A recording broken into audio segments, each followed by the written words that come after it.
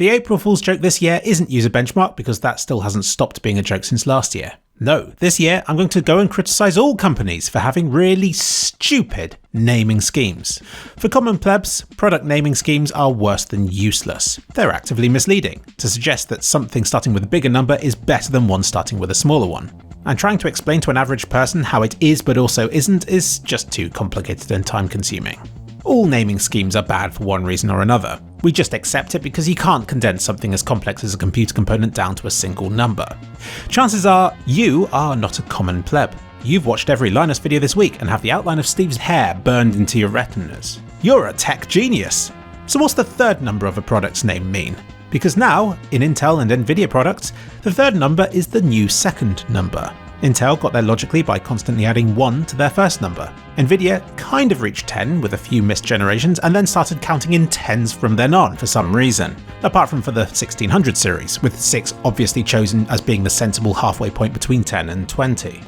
Oh wait, AMD currently uses the third number of their graphics card names to represent mid-generation refreshes. But they also use it in their processor lineup because they ran out of numbers after 9, so kind of use the third number as overspill. But Intel started it. Or did they? Depends on how far you go back.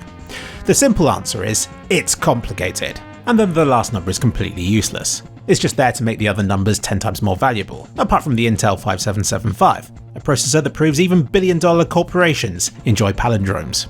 I'm sure there are exceptions to every rule that I've listed here, and that is exactly why I chose this topic for April Fools.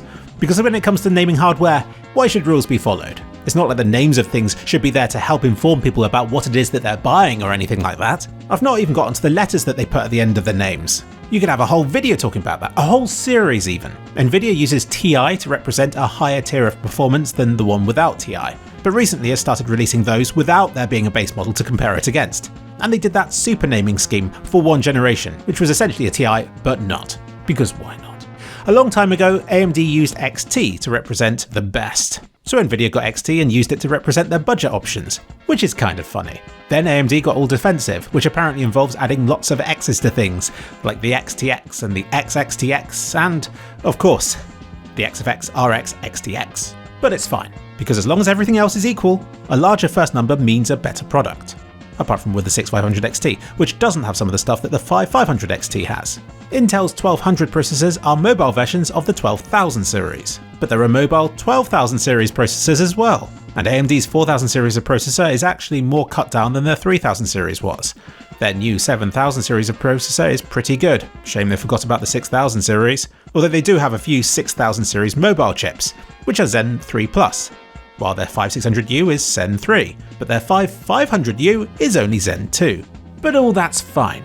I mean, it isn't, it's terrible, but it still isn't as bad as their latest naming scheme, which has managed to make things even worse. For their mobile processor lineup, they've kept the same 7000 series name as with their desktop series. But now that 7 no longer represents the generation of processor that it's built upon. It instead represents the year 2023.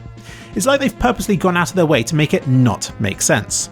7 represents 23. This means that 24 will be 8 and 5 will be 9. And then because they started with a number as big as 7, they'll be out of higher numbers, so they'll have to revise the whole thing again come 2026. Or carry on with the same ridiculous naming scheme until we get processors starting in 23 to represent the year 39, and which will it be? It's kind of exciting, isn't it? I love to put things far into the future on my calendar, just to give me something to look forward to. In 2025, we in England are guaranteed the shit show that is a new election, and in 2027, we've entered the Deus Ex timeline. But I had a gap there in 2026 for a while, so thanks for that, AMD. I think I could have been just about okay with 23 being 7. Really, I could have begrudgingly accepted that, if it wasn't for how the third number now opens up new and even sneakier ways to mislead people than ever before. Because the third number is now what the first number used to be. So in a way, the third number is the most important of the lot now, because if you're not careful, then you could theoretically buy a totally modern looking processor that's still based on technology from 2017. They haven't done that yet, but it's already got pretty bad. So like I said, Ryzen 7000 on the desktop represents the cutting edge Zen 4. Yet their Ryzen 7000 mobile lineup already consists of a mixture of Zen 4, Zen 3 and Zen 2 processors. Zen 2? I don't envy whoever maintains this list on Wikipedia, but looking through it, I'd currently say that the 7520U is the worst offender. To make any sense of this name, you have to read it backwards, because judging it by any conventional naming standards puts it as being a modern mid-range processor. But it isn't. It's actually based on the 3000 series. And unless you already know that, then the 5 in the name is all but irrelevant. Thanks to this new naming system, all we can know for sure is that it was made in the year 2023. Only it wasn't, because it was released in 2022. And check out how they painstakingly list every market segment here between 1 and 9. Then what do? They immediately refer to this as a 0 segment, which I spent too long assuming it was an ultra low speed model, until I realised they were using 0 to refer to all 9 of these at once. I think.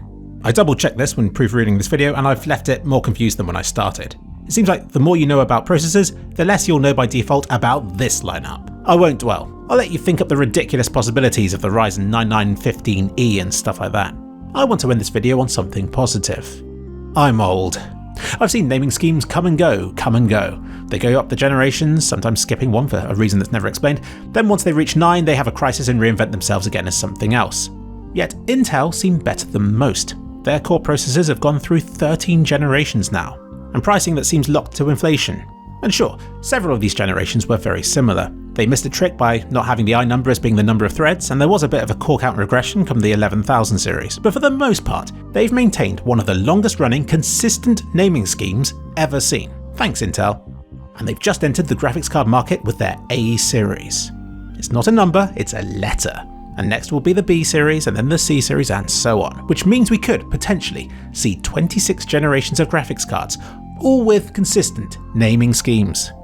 We probably won't, but it's a much better starting point than AMD's new naming scheme with its 3-year shelf life. The comment section of this video is going to be terrible, I know that already. It's going to be full of things that I've apparently forgotten, because it's not like I had enough to already fill this video with. But by all means, tell me what I've missed, because it's always nice to have more content that I can use for next year's April Fools. But I have a challenge for you.